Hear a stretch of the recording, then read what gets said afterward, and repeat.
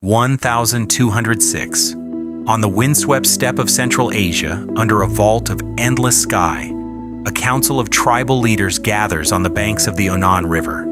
They are the heads of ancient clans, wolves of the grasslands, men hardened by hunger, war, and unrelenting struggle. Today they acknowledge the supremacy of one man, Temujin, the son of a murdered chieftain, a boy who once wandered the steppe, starving and abandoned. He is proclaimed Genghis Khan, universal ruler, master of all the Mongols. The world does not yet know it, but this ceremony marks the beginning of the most explosive expansion in human history.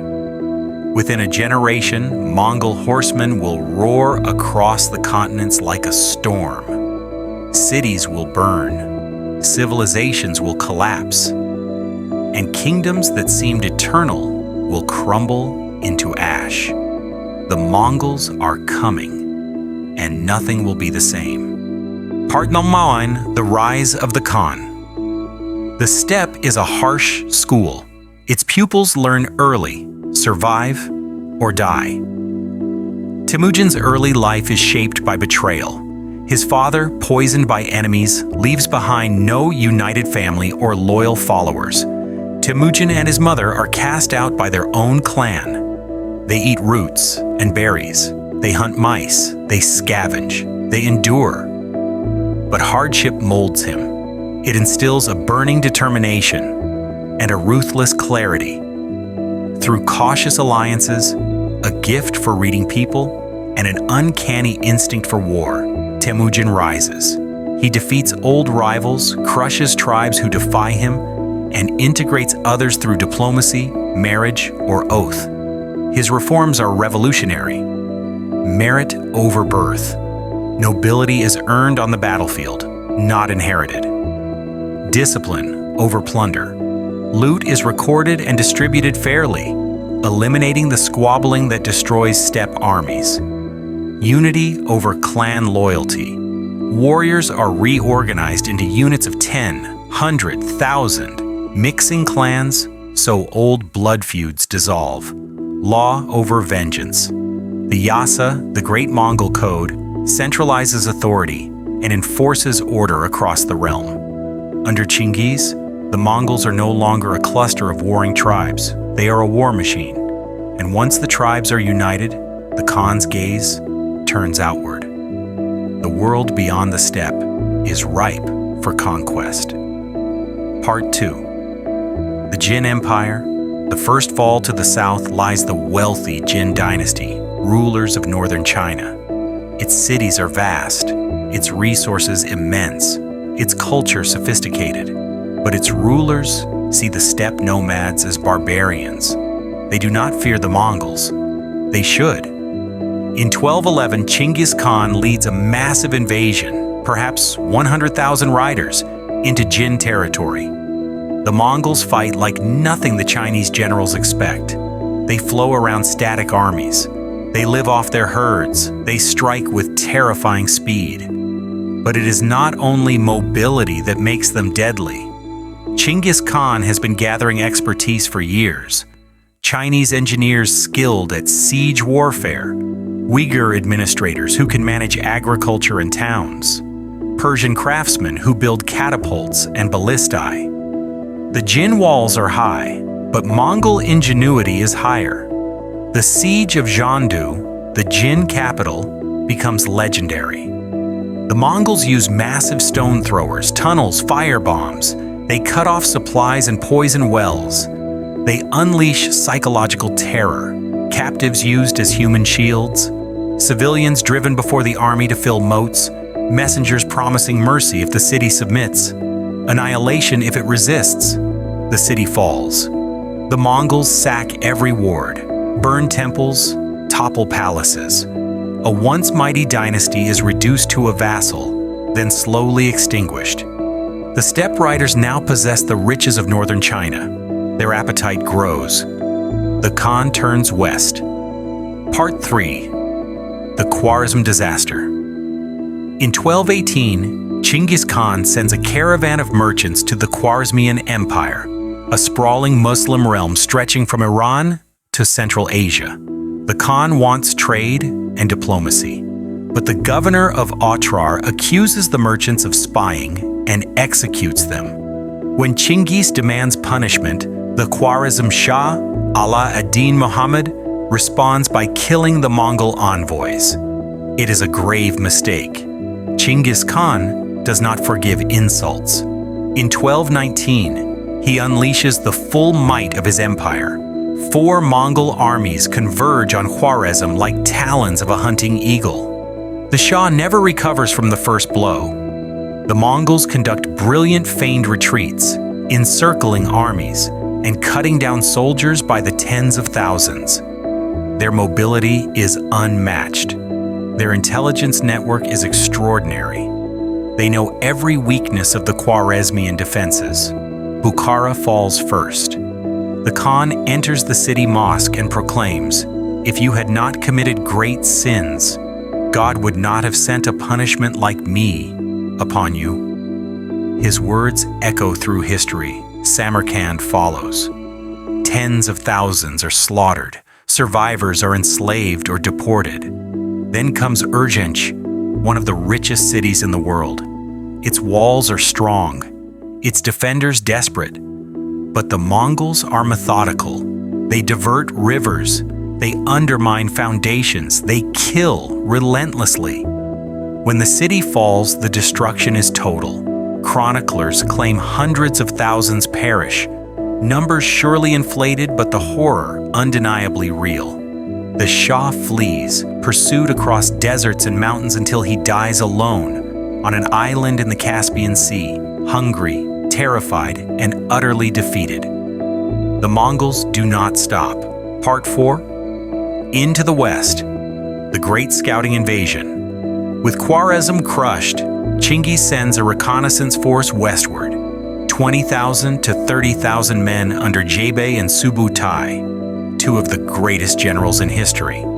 This scouting mission will smash Georgian armies, devastate Armenia, raid all the way to the Crimea, annihilate a coalition of Rus princes at the Kalka River in 1223, loop around the Caspian Sea, return to Mongolia after a 3-year marathon of destruction. The message to the world is clear. There is nowhere the Mongols cannot reach. Meanwhile, Chinggis prepares for the long haul. He reforms the postal system, codifies laws, rewards loyalty, and ensures that the empire he is building will outlast him. But in 1227, on campaign against the Tanguts, he dies. The cause remains mysterious: illness, fall from a horse, or even injury in battle. He leaves behind the largest land empire the world has ever seen, but his successors will push it even further. Part 5. Ogodei and the Great Western Drang upon Chinggis's death. His son, Ogodei, becomes Great Khan. He is less austere, more indulgent, fond of wine and luxury, but he is also efficient, pragmatic, and obsessed with finishing his father's work. He commissions massive new campaigns, including the 2 that will shake Eurasia to its core: the conquest of the Song dynasty and the invasion of Europe. Europe, 1236.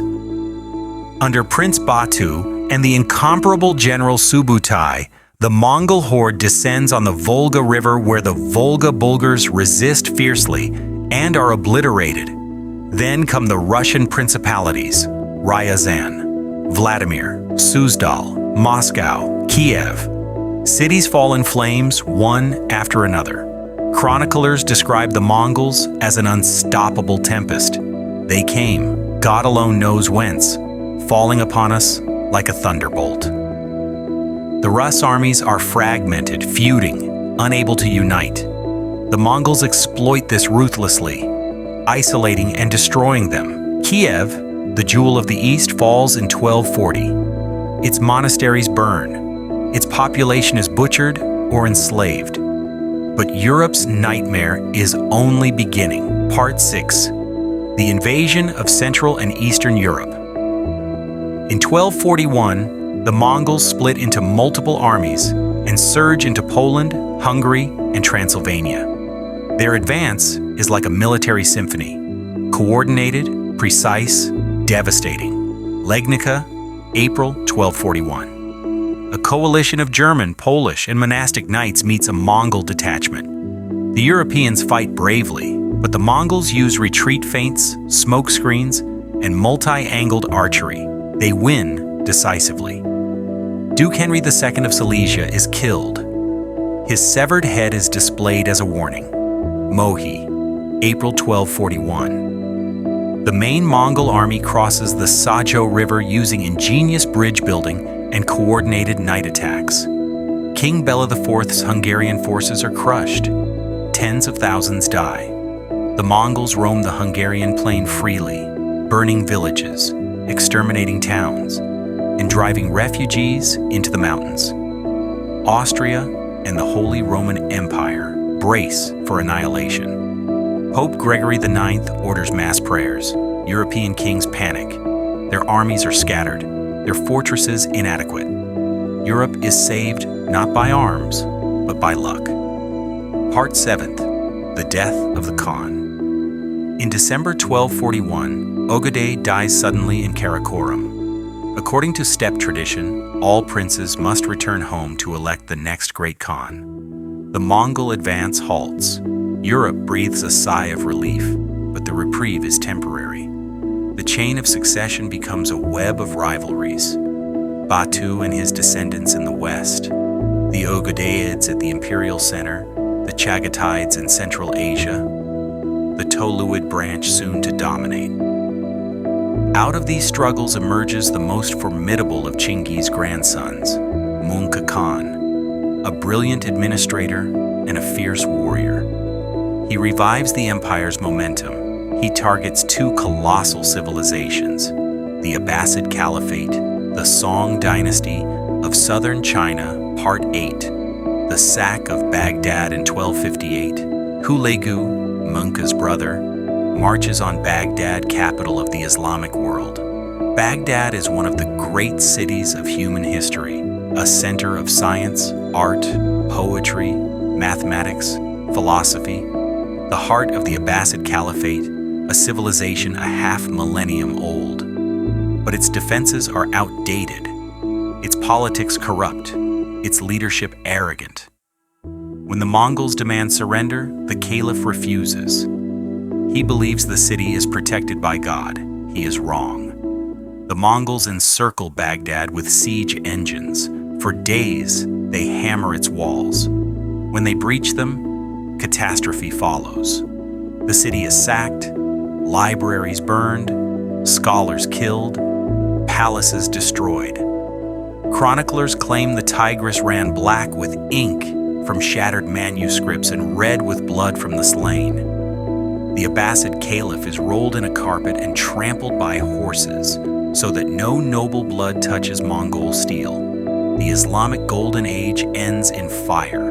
A cultural universe collapses. Part 9. Kublai Khan and the conquest of China Monkey dies in 1259 during the campaign against the Song dynasty. Civil war erupts between his brothers, Arik Boke, champion of the traditional steppe elite, and Kublai, ruler of the wealthy domains in northern China. Kublai emerges victorious. He moves the capital to Beijing, and in 1271 proclaims the Yuan dynasty. He adopts Chinese-style administration, supports Confucian institutions, and builds monumental architecture, but he still pursues conquest. The Song dynasty remains powerful, wealthy, and sophisticated. Its fortresses dot river valleys. Its navy controls major waterways. Its generals are determined. The Mongols adapt. They build fleets. They hire Chinese shipwrights and Muslim engineers. They master river warfare.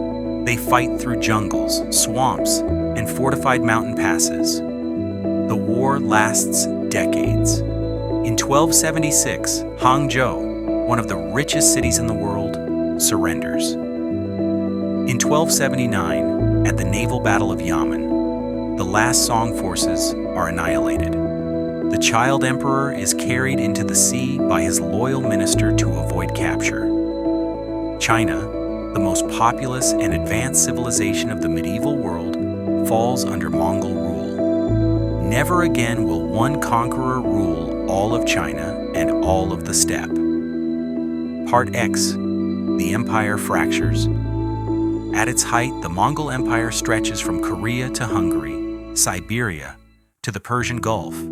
But such vastness is impossible to sustain. Rivalries sharpen, the Golden Horde in the northwest, the Ilkhanate in Persia, the Chagatai Khanate in Central Asia, the Yuan dynasty in China. The empire is now a constellation of competing khanates. They share language, memory, law, and heritage, but not unity. The Mongol storm is ending, yet its legacy endures. Part 13th. The impact of the Mongol world. The Mongol conquests are a paradox of history. They are remembered for devastation on an unprecedented scale. Cities erased, populations massacred, irrigation systems ruined, libraries destroyed, trade routes scorched, cultural centers wiped from existence, but they also bring about a new global order. 1. The Pax Mongolica. For nearly a century, the Mongols stabilized the Silk Road. Caravans moved from Venice to Beijing under universal protection. Travelers like Marco Polo cross continents in safety. Ideas, technologies, and religions flow across Eurasia. Gunpowder spreads west. Persian astronomy reaches China. Chinese printing influences Muslim scholars. Knowledge of geography expands dramatically too. The exchange of cultures, the Mongols employ Chinese engineers, Persian administrators, Arab doctors, Armenian craftsmen, and Uyghur scribes. Their empire becomes a cosmopolitan network of talent. 3. The birth of modern Eurasia. Their conquests reshape demographics, borders, and state structures. Russia's rise traces back to Mongol domination. China's Yuan court shapes Ming institutions. Islamic Persia is rebuilt on Mongol ruins. Central Asia becomes permanently Turkic Islamic. The Mongols do not just destroy, they transform. Part 20th. The Mongol storm remembered. Centuries after the winds of the steppe have died down, the Mongol conquests remain one of history's most staggering events. They show how a single charismatic leader, Temujin, can reshape continents. They reveal how military innovation, discipline, and adaptability can topple ancient civilizations. They warn how fragile prosperity can be in the face of extreme violence. But they also illustrate how destruction can paradoxically lay the groundwork for global exchange. In the 13th century, the world was ripped apart and then reconnected. The Mongols were both destroyers and builders, both scourge and catalyst. Their empire was forged in fire, yet its legacy endures in the flows of culture, commerce, and history that shape our world today.